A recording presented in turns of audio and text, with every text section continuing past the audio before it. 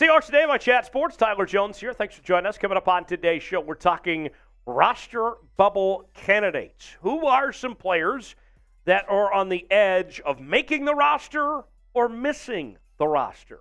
The 53-man, when it's all said and done before the 2023 season begins. We'll go over them and tell you their chances of making it or not coming up in just a matter of moments. Before we do, highly encourage you to subscribe to the channel, not just because we're talking about your Seattle Seahawks each and every day with daily news and rumors, our live shows, watch parties, breaking news, mailbags, and all that, but our boss told me that he doesn't think we can get 50 subscribers off of today's video. I said, you're wrong, James Yoder.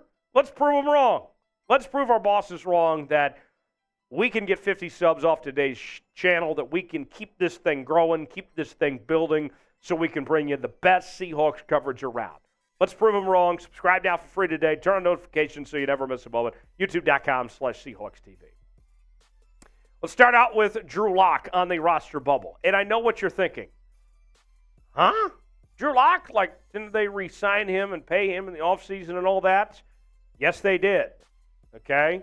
But as we've heard from Pete Carroll and others say, that the Seahawks have this belief that they are still going to invest in the interior of the defensive line, that they have still more work to be done. You might have to be scratching for every penny here. Drew Lock, his cap hit is around $4 million. You might go with someone else as a backup quarterback. Take example, there's some names out there like, Cam Newton, Carson Wentz, just off the top of my head, a couple out there, that you could probably sign for less money than what you're paying Drew Lock necessarily and go spend that money elsewhere. It's an idea. And on top of that, he didn't look too great in the preseason last year. If he has a similar type of performance, and we heard about him not looking so hot in OTAs a couple weeks ago, can you really trust him to back up Geno Smith if that continues? Pressure's on Drew Lock to step it up a bit and show that he could be trusted if something were to happen to Geno Smith as far as that goes. He's got 21 career starts, none in Seattle, didn't take a single snap last year, lost the quarterback competition to Geno Smith last year. Let's see. I think Drew Lock makes sense as a backup, but you have to have confidence in Drew Lock, and he's got to at least show something, as far as I'm concerned, in the preseason to be worth paying that $4 million he's set to make this next year. So, our pinned comment today. Should the Seahawks keep Drew Lock or not? Weigh in. Tell me what you think in the comment section. Y for yes, in for no. Should they hang on to Drew Lock or not? Let me know what you think. Y for yes, in for no. Tell me what you think one way or the other. Number 2 on our roster bubble list is DeeJay Dallas. The Seahawks obviously have Kenneth Walker III as their number 1 running back, coming off a fantastic rookie season. But then they doubled down in the draft at the running back spot with not just Zach Charbonnet in the second round, but Kenny McIntosh from the national champion Georgia Bulldogs in the 7th round, who is a very good receiving back. And you have to think that Seattle is going to do what they can to play those guys moving forward. Where does that leave DeeJay Dallas in the equation? He was a 4th-round pick out of the University of Miami back in 2020.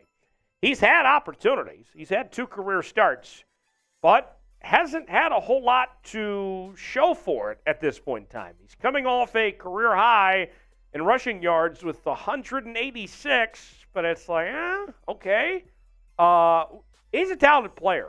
I think DeeJay Dallas is just fine, but if you're the Seattle Seahawks, you might find yourself in position, whether it's another running back that's available out there or a UDFA of some sorts that might just be better off than DeeJay Dallas potentially here. I think that he is a bubble guy, and then you have to decide for yourself, too, if you're going to keep 4 running backs. And don't forget, you got Nick Ballore as well at the fullback spot. Do you want to keep 4 running backs around, or do you want to go with 3 potentially? We'll see if DeeJay Dallas makes it or not. Next on the list is Dee Eskridge. We have talked a lot about Dee Eskridge this offseason here on Seahawks Today. He was mentioned in a trade rumor with the Philadelphia Eagles recently. This is a guy that I think is very talented. He is a heck of an athlete, but just hasn't really shown a whole lot on the football field for these Seahawks. He has experience playing wide receiver, corner, kick returner, but he hasn't been healthy a whole lot. He hasn't been able to get on the field. It's been disappointing for a guy that's been a second-round pick. Is this the inroad for Dee Eskridge? Do the Seahawks cut their losses? Can they do better than Dee Eskridge? Or do they potentially just trade him and call it good? There's a lot of questions. I don't think there's anyone on this Seahawks roster that has more to prove than Dee Eskridge does in 2023 of trying to not only make the 53-man, but also earn playing time as well. A lot of pressure on Dee Eskridge, who only has 17 catches and 122 yards in 2 seasons in Seattle. Let's play the percentages now here on Seahawks Today. What's the percentage chance you give Dee Eskridge of making the Seahawks roster? Scale it for me, 1 through 100. Let me know in the comments section how likely you think it is that Dee Eskridge will make the roster when it's all said and done. Seahawks fans, for the latest happenings on your favorite team, we got you covered with daily news and rumors. We're doing mailbags every week, live shows, watch parties. We'll be back again when the season begins. And the best part about all of it, it is absolutely 100% guaranteed to be free. Okay? We do this for you guys because we love you. We want the best for the 12s out there. You guys deserve it all. Turn on notifications so you never miss a moment. Subscribe now. Let's keep on growing this thing. I would love to be at 40,000 subscribers before the season begins, but we need your help to get there. Subscribe now, youtube.com/SeahawksTV to subscribe for free today. Next up is Isaiah Dunn at the cornerback position. Are the Seahawks done with Isaiah Dunn? Pun intended there. My apologies. Isaiah Dunn, former undrafted player in 2021 out of Oregon State. He signed with the Seahawks in 2022 after being cut by the New York Jets. Saw playing time in 5 games in 2022. Ultimately ended up being placed on IR on October 22nd. And in Isaiah Dunn's case, here's the situation the Seahawks find themselves in. They're kind of log-jammed, overcrowded of sorts. They have a good problem on their hands at the cornerback position. You got Isaiah Dunn there, who obviously they liked enough to bring in last year to activate on the roster at one point in time. But Trey Brown, of course, is healthy. Mike Jackson is there. Kobe Bryant, Devin Witherspoon, Tariq Woolen. The list goes on. And it's like playing musical chairs, right? In Isaiah Dunn's case, although the Seahawks showed the confidence to put him on the active roster at one point last year, there's, in this case, not as many chairs in this version of what the Seahawks are looking at for Isaiah Dunn, where he gets the chair kind of pulled out of him of some sorts. Where Isaiah Dunn, I think, is a guy that I look at and I say, it's a great story. You love to see when a UDFA, and especially a guy that played the Pacific Northwest and the Pac-12 and Oregon State, all of that, I get it. It's a great story. But I rather would have Trey Brown. I rather would have Mike Jackson. I rather have Kobe Bryant. Rather have Devin Witherspoon and Tariq Woolen. Those 5 all before Isaiah Dunn. Sorry. It's a business. It's going to be very tough for Isaiah Dunn to make this roster. Vi Jones on the roster bubble. Now, his saving grace of sorts, amazing grace for Vi Jones, could be the fact that Jordan Brooks might not be ready when the season begins. If we see that Jordan Brooks is not ready, Vi Jones will make the roster. If Jordan Brooks is ready, though, then it's going to be tough. We'll put it that way. Great story, though. Undrafted in 2021 out of NC State. Was back and forth on the active roster for the Seahawks last season, and he's shown some flashes. I remember last offseason, we were talking about Vi Jones as a standout in OTAs, that he really made some noise for the Seahawks team, that they like what he put together. They thought he was a guy that was a draft caliber player that kind of just slipped through the cracks of some sorts. Comes from a great football family. His brother is a wide receiver for the Jags. You may have heard of him by the name of Zay Jones. Yeah, pretty decent football player. His dad, his uncle, his nephew, they all played in the NFL. Very talented family, good pedigree. Vi Jones, though, if I were to guess, I would think he's going to make it just with the question marks that are surrounding Jordan Brooks at this time with his health status. One more name to get to in a moment, but first, name a player the Seahawks should cut. Okay? Time to get real, time to get serious here. I know this is the negative part that not everybody likes to do, but hear me out. We got to do this here, folks.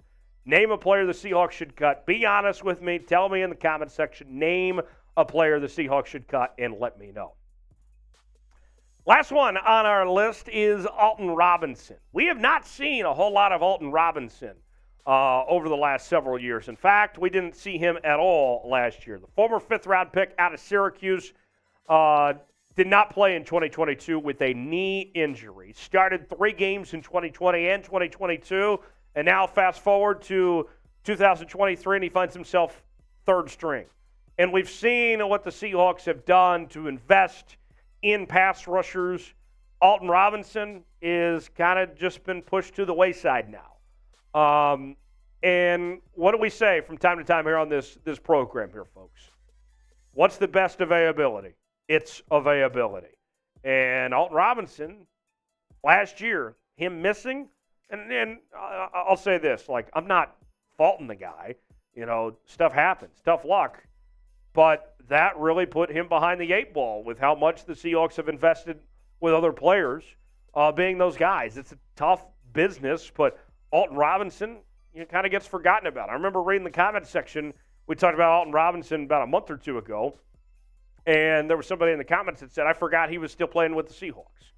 And that's kind of where the Seahawks are at with Alton Robinson. I think they forgot that he's there too. Going to be tough for Alton Robinson to make this roster as far as that goes. We'll see. So, to recap the roster bubble, Drew Lock, watch out, $4 million. Could they be better served to spend that elsewhere? He's got a lot to prove still in this preseason that the Seahawks can trust him if something were to happen to Geno Smith. DeeJay Dallas, got a crowded running back room, you got some new runners in there as well. We'll see. Dee Eskridge, got to be healthy. We'll see what he can put together. We know he's a talented player, but can he actually put it together on the field? Remains to be seen. Isaiah Dunn, part of a crowded corner room. Is there a place at the table for Isaiah Dunn? Who knows?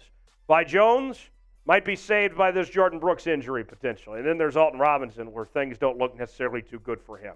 How would you grade the Seahawks roster as things stand? A, B, C, D, or F? Put a grade on it. Let me know what you think in the comment section, what your grade is for this Seahawks roster. Hit me up on social media, Twitter, Instagram, and Facebook at Tyler Jones Live. That's where you can find me, and I'll see you next time right here on Seahawks Today.